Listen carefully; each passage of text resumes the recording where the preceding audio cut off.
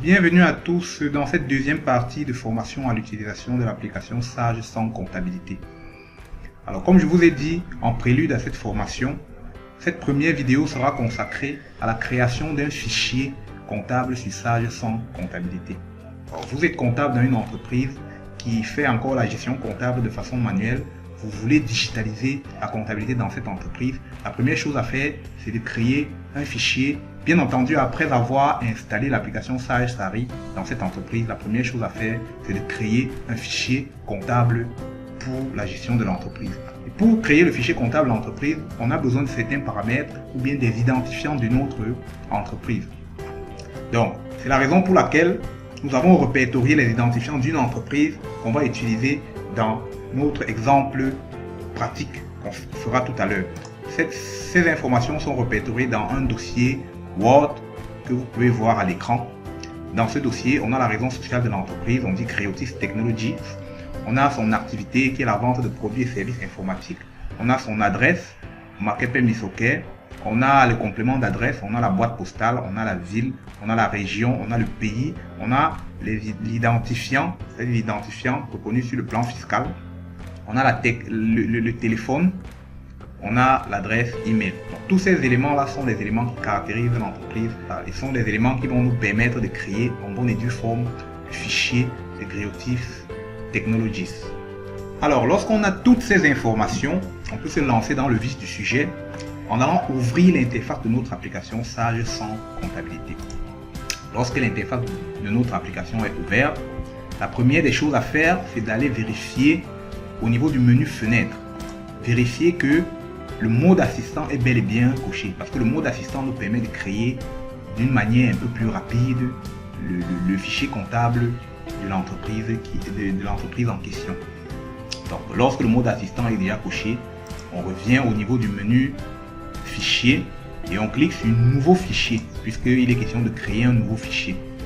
L'interface du mode assistant s'ouvre pour nous permettre de créer notre fichier. Et la première des choses que l'interface nous demande, c'est de renseigner la raison sociale de notre entreprise. Nous allons rentrer dans notre fichier Word et on va sélectionner la raison sociale, faire un copier, sélectionner la raison sociale de notre entreprise qui est Creotis Technologies, faire un copier et venir coller à la partie où il y a raison sociale. Après avoir collé là-dessus, on va cliquer sur suivant. Lorsqu'on a cliqué sur suivant, d'autres informations nous sont demandées.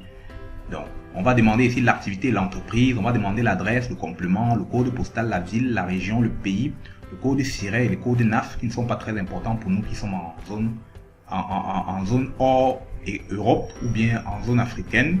On va demander l'identifiant qui n'est rien d'autre que le numéro d'immatriculation de l'entreprise. On va demander le téléphone et puis la télécopie. Donc pour renseigner ces différents éléments, je veux renseigner rien que l'activité, mettre la vidéo en pause pour pouvoir renseigner les autres éléments plus rapidement pour qu'on puisse gagner en temps.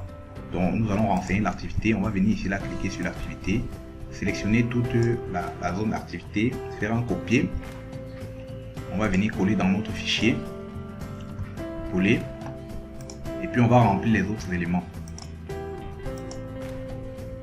Alors, lorsque toutes ces informations sont renseignées, on va cliquer sur suivant pour passer à la prochaine étape. À la prochaine étape, on nous demande quelle est la durée de notre exercice. Par défaut, la durée de notre exercice, c'est du 1er janvier au 31 décembre de l'année à laquelle on crée notre exercice.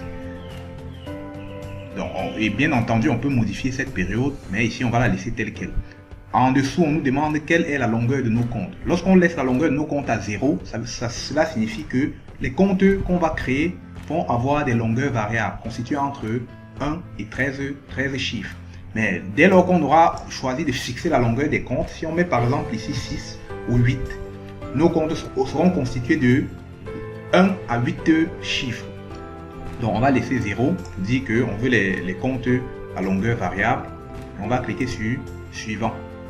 La prochaine étape, on nous demande quelle est la monnaie de tenue de notre comptabilité. Bon, puisque nous ne sommes pas en zone euro, on va choisir autre monnaie. Et ici, on va écrire franc CFA. Et puis, on va cliquer sur suivant.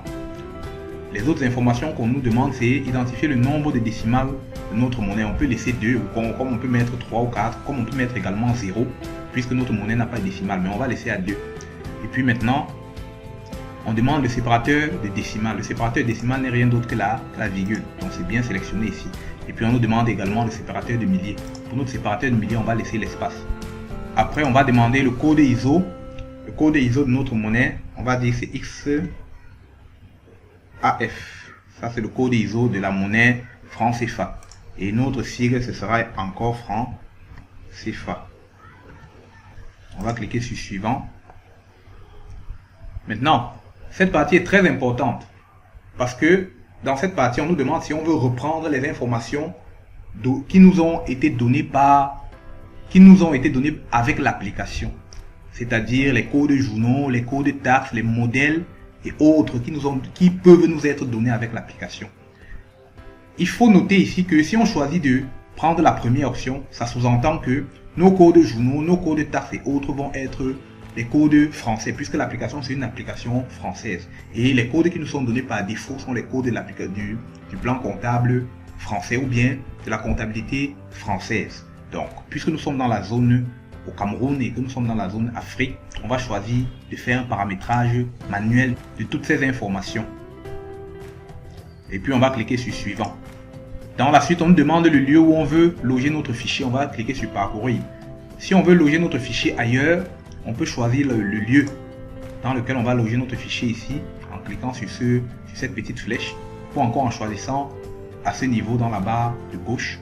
Et comme on veut laisser notre fichier au niveau du bureau, on va cliquer sur on va laisser au niveau du bureau, on va choisir le nom qu'on veut donner à notre fichier. On va dire que notre fichier est intitulé Réotis Groupe Salle.